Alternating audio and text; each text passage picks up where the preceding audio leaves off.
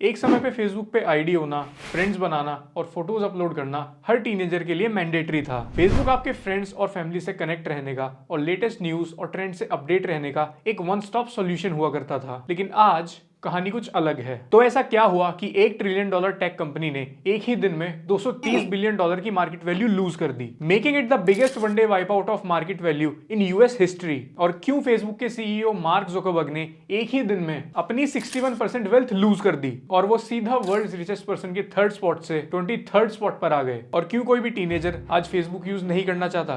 3 billion का user base और unlimited resources होने के बाद भी आज फेसबुक क्यों इररेलेवेंट हो गया। ईयर 2003 मार्क जुकरबर्ग ने अपने कॉलेज डेज में फेस मैश के नाम से एक वेबसाइट क्रिएट की और later in 2004 Mark Zuckerberg form the Facebook. और फेसबुक ने 10 महीने के अंदर ही 1 मिलियन से भी ज्यादा यूजर्स गेन कर लिए थे। और ईयर 2005 में द फेसबुक बन गया था facebook.com और ये डोमेन नेम उन्होंने $2 लाख में अपने नाम किया था। तो बहुत सारे नए यूजर्स ने फेसबुक से जुड़ना स्टार्ट कर दिया क्योंकि फेसबुक को ज्वाइन करने का एक बहुत ही सिंपल क्राइटेरिया था, आपकी एज 13 साल से ज्यादा होनी चाहिए। और 2007 में फेसबुक ने अपना ऐप लॉन्च कर दिया और ग्रेजुअली वो फीचर ऐड करते गए जैसे लाइक बटन, टाइमलाइन और न्यूज फीड। और ईयर 2012 में फेसबुक ने 1 बिलियन का मार्क क्रॉस कर लिया, जो कि उनके लिए एक बहुत ही बड़ी अचीवमेंट थी। तो अब फेसबुक मार्केट डोमिनेट कर रहा था क्योंकि उसके पास एक बहुत ही बड़ा यूजर बेस और अनलिमिटेड रिसोर्सेज थे। सब कुछ फेसबुक के फेवर में प्ले आउट कर रहा था unless But Facebook has much more data on most people than they realize. In fact, a latest report now suggests that personal data and information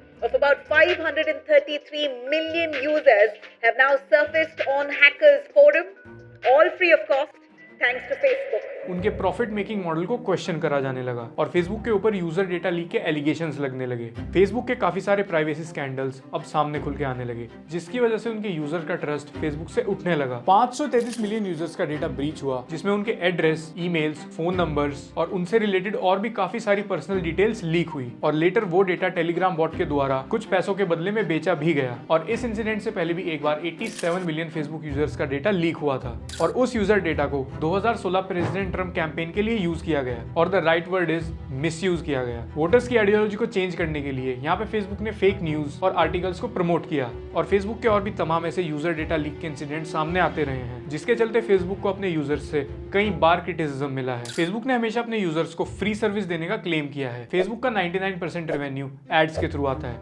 और बाकी का 1% उनके VR, पोर्टेबल सर्विसेज और बाकी प्रोडक्ट्स है। फेसबुक टारगेटेड एड्स का use करता है, जहां पे फेसबुक के एडवर्टाइजर्स चूज कर सकते हैं कि उनको अपना एड किस टाइप के ऑडियंस को शो करना है, based on their age, geographics, gender etcetera. Basically Facebook का एम ये है कि एडवर्टाइजर कम कॉस्ट में कैसे अपना प्रोडक्ट ज्यादा से ज्यादा ऑडियंस को एडवर्टाइज कर पाए। और टारगेटेड एड्स के लिए ही फेसबुक को आपके डेटा की जरूरत पड़ती है। यहाँ पे फेसबुक को आपकी सारी डिटेल्स पता होनी चाहिए, आपका address, contact number, search history. इस डेटा के बेसिस पे ही फेसबुक आपको एड्स शो करता है। तो यूजर्स और मीडिया का फेसबुक से हमेशा एक ही क्वेश्चन रहा है कि is our data safe with you. Facebook ने डेटा कलेक्शन के लिए कुछ पेटेंट्स फाइल किए, जिन पे काफी ज्यादा कंट्रोवर्सी भी हुई, जिसमें से एक है वॉइस लिसनिंग। यहाँ पे जब भी आप कोई टीवी शो या प्रोग्राम देख रहे होंगे तो कुछ स्पेसिफिक कीवर्ड से आपके मोबाइल फोन का माइक्रोफोन एक्टिवेट होगा और उन कीवर्ड्स के बेसिस पे ही आपको एड शो किए जाएंगे। बेसिकली फेसबुक का पर्पस यहाँ पे ये है कि यूजर की प्रेफरेंस के अकॉर्डिंग उसे और भी स्पेसिफिक और टारगेटेड एड शो किए जाएं। दूसरा है एक्सप्रेशन ऑफ यूजर्स,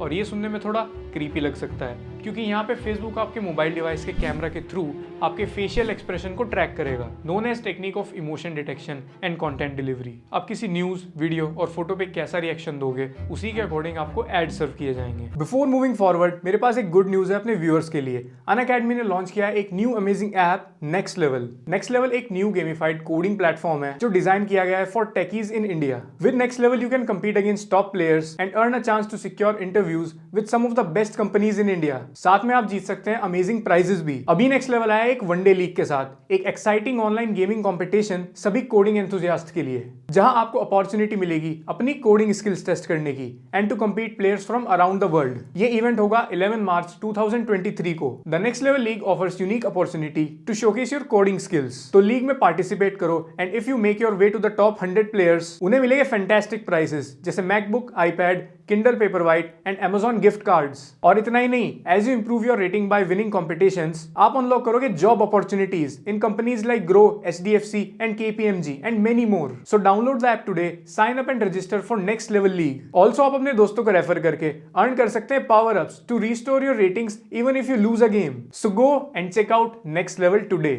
और एज अ यूजर हमारे लिए ये जानना जरूरी है कि फेसबुक हमारे किस किस डेटा का एक्सेस लेता है। आपका physical address, email address, name, phone number, user ID, device ID, purchase history, contacts, photos, videos, search history और आपके अंडरवियर का कलर। और इन प्राइवेसी स्कैंडल्स के बाद अगला बड़ा चैलेंज था मार्केट कंपटीशन। 2010 में iOS के लिए इंस्टाग्राम लॉन्च हुआ और लॉन्च के 1 महीने के अंदर ही इंस्टाग्राम ने 1 मिलियन का यूजर बेस गेन कर लिया और 1 साल के अंदर ही इंस्टाग्राम पे 10 मिलियन से भी ज्यादा यूजर्स हो गए। तो अब मार्क ज़ुकरबर्ग ने रिकॉग्नाइज किया कि it could be a threat for Facebook, क्योंकि इंस्टाग्राम टीनेजर्स के बीच में काफी तेजी से पॉपुलर हो रहा था। तो इसके चलते मार्क ज़ुकरबर्ग ने इंस्टाग्राम को एक बहुत ही इंटरेस्टिंग ऑफर दिया। भाई साहब बेंचो क्या, देख लो बेच लो, सही सही रेट लगा लूंगा। And later in 2012 Facebook acquired Instagram for $1 billion. तो अब फेसबुक की ये हिस्ट्री रही है कि या तो कंपटीशन को एक्वायर कर लो या फिर उनको कॉपी करके एक्सप्लॉइट कर दो। तो टीनेजर्स के बीच में अब एक फोटो मैसेजिंग ऐप पॉपुलर होने लगी जिसमें आपके फोटोज और वीडियोस कुछ टाइम बाद डिसअपियर हो जाया करते थे और उस ऐप का user base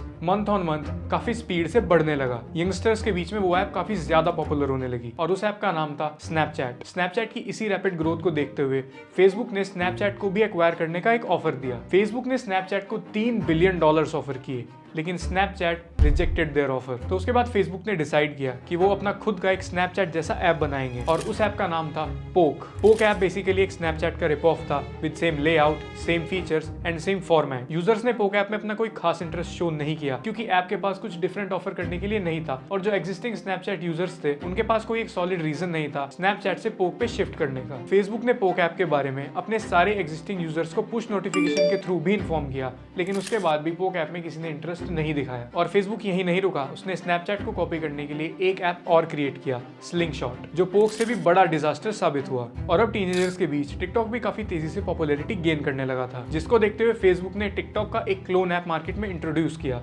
known as lasso. शायद आपने कभी इस ऐप का नाम सुना भी नहीं होगा क्योंकि इस ऐप के यूजर्स ही काफी ज्यादा कम थे, ओनली 80,000। और मेटा के ऊपर एक और आरोप लगाया गया कि उन्होंने रिपब्लिकन कंसल्टेंसी नाम की एक फर्म को हायर किया टिकटॉक के अगेंस्ट र्यूमर्स फैलाने के लिए। तो फेसबुक के अपने यंगर यूजर बेस को सस्टेन करने की हर कोशिश नाकाम होती रही और जब फेसबुक के नए ऐप के आइडियाज फ्लॉप होने लगे तो उन्होंने अपनी एग्जिस्टिंग ऐप में दूसरे ऐप के आइडियाज चोरी करना स्टार्ट कर दिया। उन्होंने स्नैपचैट के स्टोरी फीचर को इंस्टाग्राम में इंट्रोड्यूस किया और टिकटॉक के कॉन्सेप्ट को इंस्टाग्राम रील में रेप्लिकेट कर दिया। I believe the metaverse is the next chapter for the internet. And it's the next chapter for our company too. So I've been thinking a lot about what this means for our company and who we are as we embark on this journey.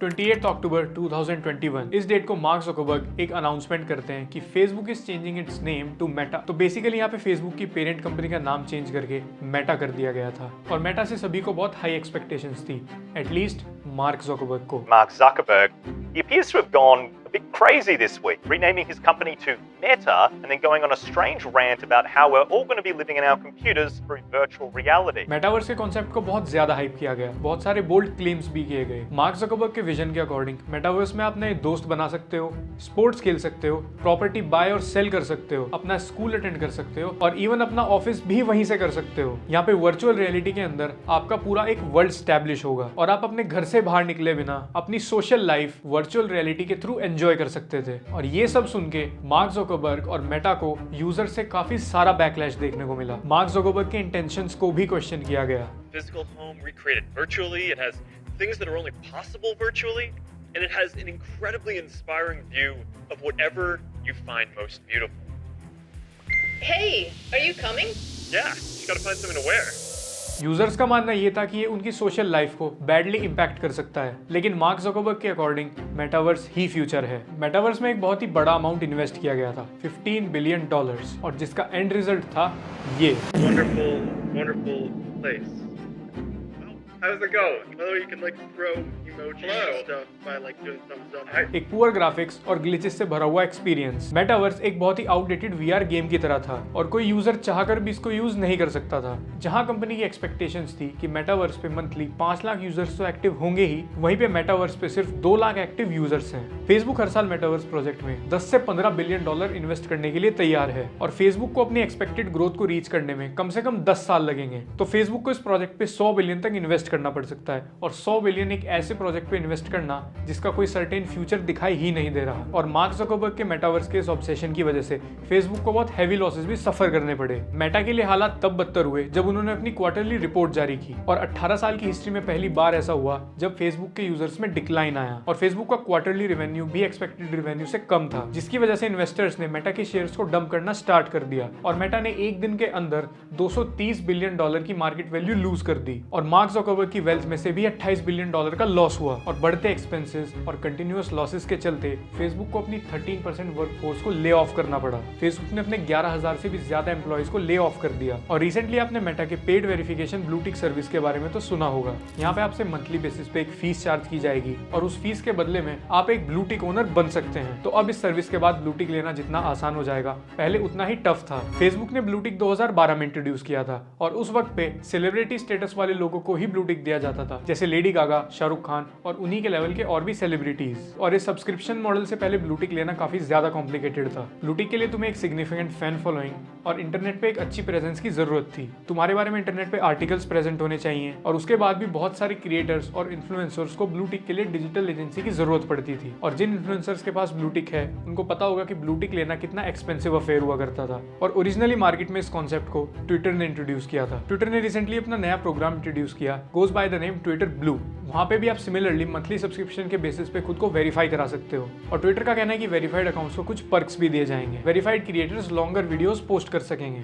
और blue tick के कुछ ऐसे ही perks Meta ने भी गिनवाए हैं कि blue tick वाले accounts को अच्छी रीच मिलेगी और इंटरनेट पे कोई और उनके फेक अकाउंट्स नहीं बना पाएगा। लेकिन क्या यही रियलिटी है इस सब्सक्रिप्शन मॉडल के पीछे की? ट्रुथ तो ये है कि both companies are in desperate need of cash. तो अगर हम ट्विटर के एक्टिव सब्सक्राइबर्स पे नजर मारें तो इस सर्विस को टोटल 3 लाख लोगों ने सब्सक्राइब किया है, जिससे कि वो मंथली 2.4 मिलियन डॉलर्स जनरेट करेंगे और ईयरली रेवेन्यू होगा तकरीबन 8 मिलियन। और same goes with Meta. Meta भी इस सर्विस को क्विक बक्स बनाने के लिए यूज करना चाहता है और इम्पर्सनेशन, सिक्योरिटी और यूजर प्राइवेसी जैसे वर्ड्स का यूज सिर्फ शुगर कोटिंग करने के लिए किया जा रहा है। लेकिन रियलिटी ये है कि by any means in apps को यूजर से पैसा एक्सट्रैक्ट करना है ड्यू टू हैवी लॉसेस। और इंडिया जैसे प्राइस सेंसिटिव मार्केट में नेटफ्लिक्स भी अपना सब्सक्रिप्शन मॉडल बेचने में अनसक्सेसफुल रहा है और जिसके बेसिक प्लान की मंथली कॉस्ट है 250 रुपीज। तो यहाँ पे मेटा कैसे एक्सपेक्ट कर रहा है कि सिर्फ एक ब्लू टिक के लिए लोगों ने 1200 रुपए पे करने के लिए तैयार हो जाएंगे। इनिशियली कुछ क्रिएटर्स और कुछ लोग शो ऑफ करने के लिए सर्विस का यूज जरूर करेंगे, लेकिन ग्रेजुअली जब ये ब्लू टिक बहुत ज्यादा कॉमन हो जाएगा तो लोग धीरे धीरे इस सर्विस का यूज करना कम कर देंगे। तो यंग यूजर्स का फेसबुक में से इंटरेस्ट लूज करने का सबसे बड़ा रीजन है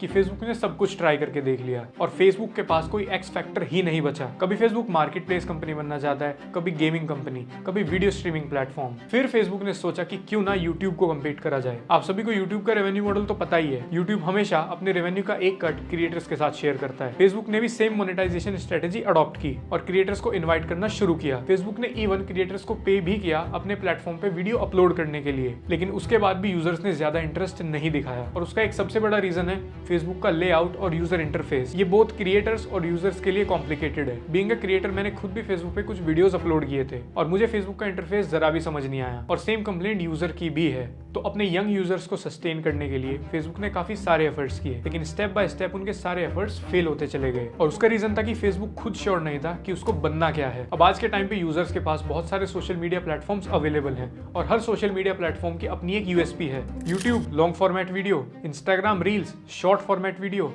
Snapchat for photo messaging, Facebook for data leak. On papers Facebook के पास आज भी सबसे बड़ा यूजर बेस है। जहां यूट्यूब पे 2 बिलियन एक्टिव यूजर्स हैं, वहीं मेटा के पास 3 बिलियन एक्टिव यूजर्स का बेस है। लेकिन असली प्रॉब्लम ये है कि फेसबुक फोर्सफुली अपने ऑगमेंटेड रियलिटी वाले प्रोजेक्ट्स को पुश कर रहा है और यूजर्स उसे एक्सेप्ट करने के लिए अभी रेडी नहीं है। मेटावर्स का कंसेप्ट अभी बहुत लोगों के लिए नया है और बहुत सारे बच्चों के पेरेंट्स और बहुत सारे यूजर्स वीआर हेडसेट का यूज करना भी पसंद नहीं करते। लेकिन यहाँ पे फेसबुक को बहुत ज्यादा काम करना पड़ेगा यूजर्स का ट्रस्ट वापस गेन करने के लिए, क्योंकि कई बार ये प्रूव हो चुका है कि फेसबुक एक पर्टिकुलर आइडियोलॉजी और एक पर्टिकुलर विंग के लिए बहुत ज्यादा बाइस्ड हो जाता है। और ये बात फेसबुक के ही एक फॉर्मर एम्प्लॉय ने भी कंफर्म की थी। उन्होंने अपने इंटरव्यू में बताया कि फेसबुक ने अपने ऐप को इस तरह से ऑप्टिमाइज किया है कि वो यूजर को नेगेटिव न्यूज, सेंसिटिव टॉपिक्स और वायलेंस से रिलेटेड पोस्ट और वीडियोस ज्यादा सजेस्ट करता है, जिससे कि यूजर एंगेजमेंट बढ़ सके। But I'm here today because I believe Facebook's products harm children, stoke division, and weaken our democracy.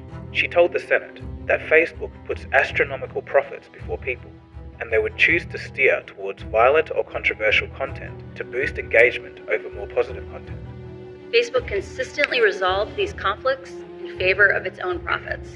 The result has been more division, more harm, more lies, more threats, and more combat. और ऐसे ही बहुत सारे allegations Facebook पे बार बार लगते रहे हैं, जिसकी वजह से यूजर्स और प्लेटफॉर्म के बीच में एक डिस्कनेक्शन आ गया है। सो लेट्स सी कि फेसबुक मार्केट में सर्वाइव करने के लिए स्ट्रेटेजीज में कुछ चेंज लाता है या नहीं। तो मुझे कमेंट सेक्शन में बताना कि तुमने लास्ट टाइम फेसबुक कब यूज किया था और कौन से ईयर और कौन सी क्लास में तुमने अपनी फेसबुक आईडी बनाई थी, और कभी ना कभी तुमने फेसबुक पे ये प्रोफाइल पिक्चर भी जरूर देखी होगी और तुम्हें भी एंजल प्रिया की रिक्वेस्ट आई होगी। So that's it for today. अगर वीडियो पसंद आए तो उसे लाइक करना, और मेरे इंस्टाग्राम और ट्विटर का लिंक डिस्क्रिप्शन में है, अगर चाहो तो मुझे फॉलो कर सकते हो। और हाँ, हमारे व्लॉग चैनल लक्ष्य चौधरी व्लॉग्स को जाके चेकआउट करो, हम वहाँ पे डेली व्लॉग्स अपलोड करते हैं, और मिलेंगे कल वहाँ पे नए व्लॉग के साथ।